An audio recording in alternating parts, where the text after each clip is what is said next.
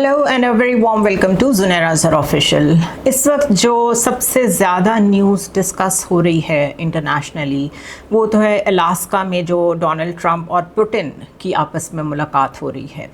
लेकिन उसके अलावा अगर कुछ और बर्ड आई व्यू लिया जाए ख़बरों का, तो पाकिस्तान में बड़े डेवस्टेटिंग फ्लड्स हैं और अच्छा खासा डेथ टोल रिपोर्ट कर रहा है अल जज़ीरा भी। अगर मैं आपको एग्जैक्ट बताऊं, Al Jazeera is reporting more than 160 people killed in Pakistan in heavy rains flash floods. Disaster agency says the majority of deaths happened in Khyber Pakhtunkhwa in north west of Pakistan. और as we are talking to are colleagues जो वहाँ से report कर रहे हैं, तो वाकई बहुत मैसिव वहाँ पे इस दफ़ा फ्लड्स आए हैं। और व्हेन आई से इस दफ़ा, तो वो हर साल बढ़ते जा रहे हैं because climate change is a reality. अब climate is a complete subject और आम आदमी के लिए तो ये बड़ा बोरिंग होता है, लेकिन जब आपको किसी भी बोरिंग चीज़ में ह्यूमन टॉल नज़र आना शुरू हो जाए तो समझ जाएं कि उसको अटेंशन देनी पड़ेगी। और I will discuss this at length कि कैसे इस पे तवज्जो देने की ज़रूरत है। What do we mean when we से कि गवर्नमेंट्स इस पे तवज्जो नहीं दे रही। पूरी दुनिया आपको फ़ंड्स देना चाहती है, लेकिन जब तक आप हर साल उनको ये डेमोन्स्ट्रेट करके नहीं दिखाएंगे कि जो पिछले साल फ्लड्स आए थे, चाहे वो जिस वजह से भी आए थे, आपने कुछ ना कुछ काम किया है to deliver to the people कि वो होमलेसनेस और वो डेवस्टेशन इस दफ़ा ना हो। लेकिन अगर रिपीटेडली एक ही चीज़ होती जा रही है, हर दफ़ा लोग बेघर होते हैं, हर दफ़ा आप सिर्फ रेस्क्यू ऑपरेशंस करके दिखा देते हैं, तो इसका मतलब है आप काम नहीं कर रहे। जो इंफ्रास्ट्रक्चर आपने रेजिलिएंट बनाना है, रेजिलिएंट इनफ कि वो किसी भी फ्लड्स की वजह से इफ़ेक्ट ना हो, आपने अभी तक उस पर तवज्जो देनी नहीं शुरू की। This is the problem with Pakistan कि हम डिज़ास्टर्स का वेट करते हैं टू हैपन, उसके बाद हम रेस्क्यू करते हैं, उसके बाद वी वैनिश, हमारी गवर्नमेंट्स गायब हो जाती हैं। हम लोग उसके लिए नेक्स्ट साल के लिए या उसके बाद जो सिचुएशन दोबारा आप जानते हैं कि डेवलप होगी, उसके लिए तैयारी नहीं करते। मुस्तकिल ये ख़बरें इंटरनेशनल मीडिया दे रहा है, लेकिन अनफॉर्चुनेटली हमारा मीडिया क्लाइमेट को कुछ रिपोर्टेबल चीज़ ही नहीं समझता। And because climate and environment is not spicy enough, तो शायद लोग भी उस पर नहीं सुनना चाहते। लेकिन अगर आज आप उस पर नहीं सुनना शुरू करेंगे और उससे तवज्जो नहीं देना शुरू करेंगे, तो ये कल कैटास्ट्रफी बहुत सारी शक्लों में हम सबके दरवाज़ों पे खड़ी होगी। ऑलरेडी खड़ी है in the form of smog, in the form of जो इतनी पोल्यूशन है, इतनी बीमारियां हैं जो आपको समझ नहीं आती कि ये क्यों हर सीज़न के साथ नया वायरल इन्फेक्शन आता है। This is the reason. Okay, अब डिस्कस कर लेते हैं जो इस वक्त वर्ल्ड की सबसे ज़्यादा डिस्कस होने वाली ख़बर है, और वो है ट्रंप और पुतिन की जो मीटिंग होनी है अलास्का में। हमें अगर एक बर्ड्स आई व्यू मिल जाए तो what to expect when Trump and Putin meet in Alaska. Al Jazeera is writing, US President Donald Trump is meeting Russian President Vladimir Putin on Friday, but the White House is signaling that major agreements are unlikely. Trump gives the talk a 25% chance of failure, while the European Union leaders and the Ukrainian leader worry he could concede too much. अब ये जो एक शोर पड़ा हुआ है Europe में जब से डोनाल्ड ट्रंप आए हैं तब से, वो बेसिक इशू यही है कि डोनाल्ड ट्रंप इज़ अनप्रेडिक्टेबल। वो जाके पुतिन से क्या एग्री कराएं, उसके लिए उन्होंने एक आधी फ़ोन कॉल तो ली है, जितने भी उनके काउंटर पार्ट्स हैं यूरोपियन, और ज़ेलेंस्की से भी उन्होंने बातचीत की है। लेकिन उनकी मौजूदगी के बग़ैर पुतिन से मिलना, जो यूरोपियन सिक्योरिटी के एक्सपर्ट्स हैं वो भी कह रहे हैं, और ख़ुद जो यूक्रेन के प्रेसिडेंट हैं वो भी कह रहे हैं कि because we are the party to this conflict, हमारे बग़ैर वहाँ जाके अगर डोनाल्ड ट्रंप कुछ कमिट भी कराते हैं और पुतिन उस पर एग्री भी कर जाते हैं, लेट्स से थोड़ा सा चांस है, तो भी हम उस पर मानेंगे या नहीं मानेंगे ये अभी डिस्कस होना बाकी है। एंड राइटली सो, जब तक तमाम फरीक एक कॉन्फ्लिक्ट के टेबल पे ना बैठें तब तक मसले का हल वन साइडेड नहीं हो सकता। But at the same time American view of the things is always different. It's not only Donald Trump, आप थ्रू आउट हिस्ट्री देख लें, वियतनाम वॉर की देख लें, वॉर ऑन टेरर की देख लें, कोल्ड वॉर की देख लें। कोल्ड वॉर के फ़ौरन बाद जो एक पूरी डेकेड अलकायदा के साथ CIA ने कोवर्ट और ओवर्ट ऑपरेशंस किए, उनको देख लें, तो अमेरिकन्स اپنے ایک لینز سے چیزوں کو دیکھتے ہیں جس میں وہ امریکن پبلک بھی نہیں ہوتی, وہ امریکن اسٹیبلشمنٹ ہوتی ہے یا وہ پینٹاگون ہوتا ہے. اور جو ایڈوائزرز ٹو دا پریزیڈنٹ ہوتے ہیں وہ تقریباً وہی اسٹانس لیتے ہیں, وہی رپورٹ کرتے ہیں جو پریزیڈنٹ سننا چاہتا ہے. In the case of Bush junior, انہوں نے کیونکہ کمٹ کر لیا تھا دنیا سے, اپنے امریکن سے 9/11 کے بعد کہ ہم تو بالکل نہیں چھوڑیں گے جنہوں نے یہ کیا ہے, ہم القاعدہ کے پیچھے جائیں گے. تو ان کو جو ایڈوائزرز تھے, اسپیشلی رمسفیلڈ کے بارے میں مشہور ہے کہ بہت زیادہ پرو وار تھے, جو وہ ایڈوائز کرتے تھے, Bush kept on doing that. اس کے بعد اوباما آئے. اوباما یوزلی آرڈر نہیں دیتے تھے بلکہ کیبنٹ کو زیادہ سنتے تھے, تو بھی کیبنٹ میں سے جو اپروول زیادہ چیزوں کی آتی رہی وہی کرتے رہے. Coming to this Donald Trump scenario, یہ جو انپریڈکٹیبلٹی ہے اس کا ایلیمنٹ صرف تھوڑا بڑھ گیا ہے. ادروائز یو ایس کی ہسٹری بہت پریڈکٹیبل ہے. یہاں پہ پرابلم یہ آ رہی ہے کہ ایک خاص طرح کی کولڈ وار ابھی بھی ایگزسٹ کرتی ہے between U S and Russia, اور وہ ہمیشہ سے ہے, وہ شاید کبھی ختم نہیں ہوگی.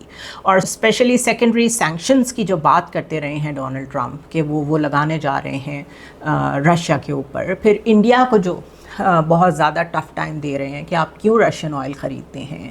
اس سب کو اگر دیکھا جائے تو this makes him very unpredictable کہ وہ الاسکا میں کیا آفر کرنے جا رہے ہیں پوٹن کو, جو پوٹن مان جائیں گے.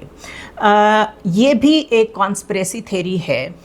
میں کانسپریسی تھیری اس چیز کو کہتی ہوں جس کے بارے میں آپ کو بہت زیادہ کوئی ویلڈ پروف نہ ملے, لیکن اس کے بارے میں جو لوکلز ہیں یو ایس کے اور لرنڈ لوکلز ہیں جیسے جرنلسٹ ہیں وہ بات کر رہے ہوں. تو یہ کہا جاتا ہے کہ شاید جو بہت ایک ہیلپ ملی پچھلے الیکشنز میں رشیا کی طرف سے ڈونلڈ ٹرمپ کو, اس کی وجہ سے, شاید ایپسٹین فائلز کی وجہ سے, کسی نہ کسی وجہ سے ٹرمپ اور پوٹن کے آپس میں پرسنل تعلقات ضرور ہیں. ناؤ بیسڈ آن دیٹ, اگر وہ اس کو اپنے پریزیڈینشیل پورٹ فولیو میں یوز کرتے ہیں for the major decision making like this, تو کیا ہوگا اٹ از ہارڈ ٹو سے. لیکن ایک بات طے ہے کہ یورپ یا نیٹو کے جو ایلائز ہیں ان کا اگری کرنا ضروری ہے جو بھی ڈیسیجن میکنگ ڈونلڈ ٹرمپ کرتے ہیں ان کے لیے. یہ تو ہو گئی ڈیولپمنٹ جو ہوئی ہے, ابھی اس کا آؤٹ کم آنا باقی ہے. اور آؤٹ کم کیا آئے گا اس کے بارے میں زیادہ تر اینالسٹ کا یہی کہنا ہے کہ زیادہ ایکسپیکٹیشنز نہیں رکھنی چاہیے. So let's go and explore from the history کہ یہ معاملہ کہاں سے شروع ہوا, اور یہ جو ابھی ایک ڈپلومیٹک فوٹو آپ ہو رہا ہے اس کے سٹیکس کتنے ہائی ہیں اور یہ کانفلکٹ کیوں یہاں تک پہنچا. شارٹلی اگر میں آپ کے ساتھ ہسٹری شیئر کر لوں کہ یوکرین کا کانفلکٹ کیا ہے, تو we have to go back to 1991 جب سوویت یونین کولیپس کیا. یوکرین نے کولیپس کرنے کے فوراً بعد آپ کو پتہ ہے بیلکن سٹیٹس تھیں, سینٹرل ایشین ریپبلکس, کافی سٹیٹس علیحدہ ہوئیں اور ایک اسے disintegration of Soviet Union کہا گیا. تو یوکرین نے بھی اپنی انڈیپینڈنس ڈکلیئر کر دی اور ایک کلیئر ٹلٹ شو کیا کہ in the future based on the regional alignment ہمارا جو ٹلٹ ہے وہ یورپ کی طرف زیادہ ہوگا. 1994 میں اگر ہم چلے جائیں تو ایک بوڈاپیسٹ میمورینڈم سائن ہوا تھا جس کے تحت یوکرین نے اپنا جو نیوکلیئر آرسنل ہے وہ گیو اپ کر دیا تھا, اور اس کے جواب میں دنیا نے ان کو یہ سیکیورٹی ایشورنسز دی تھیں کہ چاہے وہ رشیا ہو, چاہے وہ یو ایس ہو, اور چاہے وہ یو کے ہو, ہم آپ کو پروٹیکشن دیں گے, آپ کو خود نیوکلیئر آرسنل رکھنے کی ضرورت نہیں ہے. یہ وہ ٹائم تھا جب بہت زیادہ یہ ڈیبیٹ ہو رہی تھی, کولڈ وار نئی نئی ختم ہو رہی تھی. گورباچوف تھے رشیا کے پریزیڈنٹ جن کے بارے میں مشہور ہے کہ انہوں نے بہت زیادہ انگیجمنٹ کی ود دا ویسٹ. ان سے پہلے کے جتنے پریزیڈنٹس تھے رشیا کے وہ اتنے انگیج نہیں کرتے تھے, اور ایک سوچ ڈیولپ ہوئی جو میوچل تھی پوری دنیا میں کہ جتنا کم نیوکلیئر آرسنل دنیا میں ہو بہتر ہے. بیکاز کیوبن میزائل کرائسس سے لے کے اس سے پہلے 1945 میں دنیا بہت دفعہ تباہی کے قریب آ چکی ہے. تو لیٹس میک اے پیکٹ کہ ہم مزید نیوکلیئر آرسنلز جو ہیں ان کو انکریج نہیں کریں گے.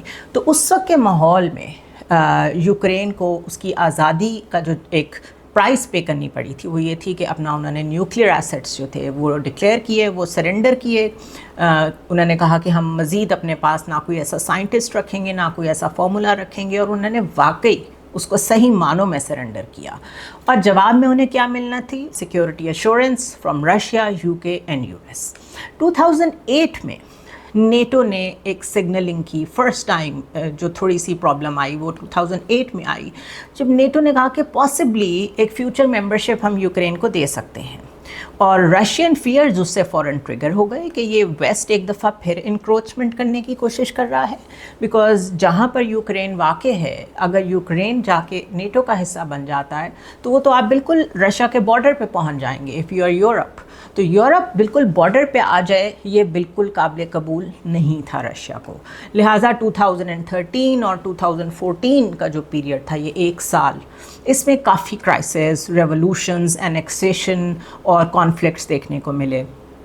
2013 کے اینڈ میں ایک پریزیڈنٹ تھے یانوکووچ، جنہوں نے ایک آفر اس وقت ان کو آئی EU کی ایسوسیشن ایگریمنٹ کی کہ آ جائیں ہمیں جوائن کر لیں، لیکن رشین پریشر میں وہ اتنے تھے کہ انہوں نے اس کو سائن نہیں کیا. That was a chance for Ukraine to join the NATO, یا ایٹ لیسٹ اس کی طرف روٹ بن سکتا تھا. انہوں نے کیونکہ یہ چانس مس کر دیا تو ان کے خلاف مظاہرے شروع ہو گئے، اور ایونچولی فیبرری 2014 میں ان کو اوسٹ کر دیا گیا. اور رشیا نے کہا کہ یہ تو ایک سگنل ہے فرام یوکرین کہ ان کو کوئی بھی ایسا سربراہ قبول نہیں ہے جو اتنا زیادہ یورپین ٹلٹ رکھتا ہو، جو نیٹو میں شمولیت اختیار کرتا ہو. وہاں سے ہی اس کو کو کہہ کے وہاں پر انفلوئنس اپنا ماؤنٹ کرنا شروع کر دیا رشیا نے انٹو یوکرین. فیبرری سے لے کے مارچ 2014 کے بیچ میں رشین فورسز نے کریمیا کیپچر کر لیا، اور وہاں پہ خود ہی سے ریفرینڈم کرا دیا، اور انٹرنیشنل کمیونٹی اس کو بالکل نہیں مانتی، لیکن بہرحال رشیا نے کریمیا کو کیپچر کر لیا. 2014 میں اسپرنگ کے بعد، یعنی اپریل مئی کے بعد کا جو پیریڈ تھا، مستقل کانفلکٹس چلتے رہے. ڈونباس خاص طور پہ ایک ایسا ایریا ہے جو کہ جہاں پر ایک پرماننٹ سیپریٹسٹ موومنٹ چلائی گئی رشیا کی طرف سے، کمپلیٹ اس کو رشیا نے بیک کیا، اور وہ آج تک یوکرینین اتھارٹی کو چیلنج کر رہے ہیں. اور ابھی بھی جو مسئلہ ہے کہ کون سی ٹیریٹریز ہیں جہاں سے پوٹن وڈرا کریں گے، تو ڈونباس اس میں سب سے پہلے آتا ہے. اس کی وجہ یہ ہے کہ یوکرین کیوں نہیں چاہتا کہ ڈونباس اس کے پاس سے جائے، کیونکہ اس کی لوکیشن ایسی ہے جہاں پہ بیٹھ کے دونوں سائڈز کی اپنے لیے پروٹیکشن کرنا، اور اگر فیوچر میں مزید اگریشن رشیا نے کرنی ہے تو ڈونباس بہت ہیلپ فل اور فروٹفل ثابت ہو سکتا ہے. 2014 سے لے کے 2021 تک ایک بڑا ملٹی ڈیمینشنل اور ایک کانسٹنٹ پروٹیکٹڈ کانفلکٹ چلتا رہا یوکرین اور رشیا کے بیچ میں.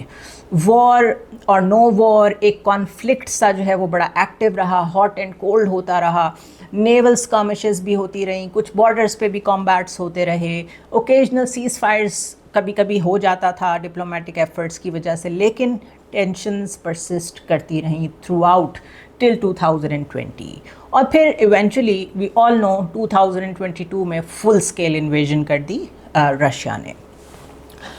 اس سے پہلے رشیا مستقل 2000 سے لے کے 2012 تک ایک ٹروپ بلڈ اپ کر رہا تھا، اور لیٹ 2021 میں ایک پریشر تھا کہ یوکرین جو ہے وہ نیٹو جوائن کرنے والا ہے. بہت کلیئر سگنلز آ رہے تھے، اور رشیا صرف اپنی سگنلنگ سے یہ پریشر ماؤنٹ کر کے اس بارڈر پہ اپنی ساری موبلائزیشن کر کے یہ سگنل کر رہا تھا کہ اگر آپ نے یہ جوائن کیا یا اس کے آپ قریب بھی پہنچے تو ہم انویژن کر دیں گے. Now connected with the withdrawal of US and NATO forces from Afghanistan. اب وہاں سے نکل رہے ہیں، اس کے اوپر میں بہت ڈیٹیل میں بات کروں گی کہ آپ وہاں سے نکل رہے ہیں اور بڑے شیمفل وے میں نکل رہے ہیں، لوگوں کو ابینڈن کر کے. کیا کیا ہوا ان 20 سال میں، امریکاز لانگسٹ وار، اس سے توجہ بھی ہٹانی تھی. ایک طرف اس وقت ذہن میں فوراً آیا کہ اپنے آپ کو منوورنگ کے لیے ری فوکس کیا جائے in the Asia to contain China, because in 20 یا 30 سالوں میں چائنا کہیں کا کہیں پہنچ گیا. اور اس کے بعد فوراً بعد ایک اور وار چاہیے تھی فوکس چینج کرنے کے لیے اپنے آڈینس کا، اور وہ جو بائیڈن نے بہت اس کو مناسب سمجھا کہ ایک بہت اولڈ آپ کا انیمی ہے. ہم ہمیشہ سے کہتے آئے ہیں کہ ہمیں کمیونزم سے بڑا خطرہ ہے، تو چائنا کو تو ہم نے ماؤنٹ کر ہی دیا ہے لوگوں کے سامنے کہ اب نئی تھریٹ چائنا ہے. ساتھ ٹیگ کر دیں آپ رشیا کو بھی. وہ ایک الگ بات ہے کہ رشیا اگریشن کر رہا تھا، یوکرین مستقل کوشش کر رہا تھا کہ نیٹو میں مرج ہو جائے، تو وہ تھریٹ سیکیورٹی انالسٹ کیسے دیکھتے ہیں اس پہ ڈفرینٹ رائے ہو سکتی ہے. لیکن دس از ٹپیکل امریکن پلے بک کہ یہ ایک وار سے نکلتے ہیں دوسری وار میں چلے جاتے ہیں. So this is how the events unfolded in February 2022. بہت کلیئر ایک آفینسو تھا جو بائیڈن نے بڑا کھل کے ایگریسر کہا, اور یہ جو آفینسو تھا یہ اتنا وائڈ تھا کہ ملٹیپل فرنٹس کی طرف سے کیا پھر رشیا نے. نارتھ میں بیلاروس کی طرف سے, ساؤتھ میں تھرو کریمیا, ایسٹ میں تھرو ڈونباس. یوکرین نے ڈکلیئر کیا کہ ہم مارشل لاء لگا رہے ہیں اور ہم اپنی فورسز موبلائز کر رہے ہیں.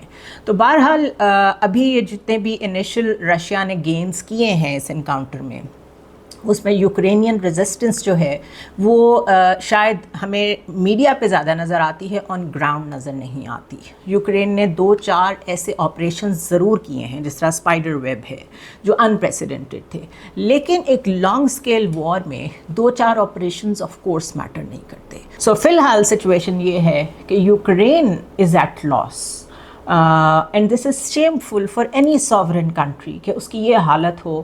لیکن اسی لیے کہا جاتا ہے you need to learn lessons from wars. آپ نے اتنی دور ایک ملک جس کا نام یو ایس ہے, جس کی ایک ہسٹری ہے کہ وہ کیسے ابینڈن کرتا ہے, جب اس کا دل کرتا ہے وہ ایڈ روک دیتا ہے. اس نے آپ کی ایڈ روک دی, اور آپ نے جس کے سہارے یا جس کی شے پہ آپ نے جنگ شروع کی تھی آج وہ آپ کے ساتھ نہیں کھڑا. تو ڈونلڈ ٹرمپ تو ایک بہت اچھی ڈیل پریزیڈنٹ زیلنسکی سے آلریڈی منرل ڈیل سیکیور کر چکے ہیں. نیوکلیئر آرسنل یوکرین بہت پہلے سرنڈر کر چکا ہے, سو وہ ٹوٹلی ڈپینڈنٹ ہے for its security on Europe and U S. اور جو رشیا ہے وہ بالکل تیار نہیں ہے اپنی انٹیگریٹی پہ کمپرومائز کرنے کے لیے. ٹیریٹوریل انٹیگریٹی آف رشیا اس وقت بہت بڑا چیلنج ہے رشیا کے لیے. وائی؟ بیکاز وہ ایک دفعہ کولیپس آف سوویت یونین دیکھ چکے ہیں.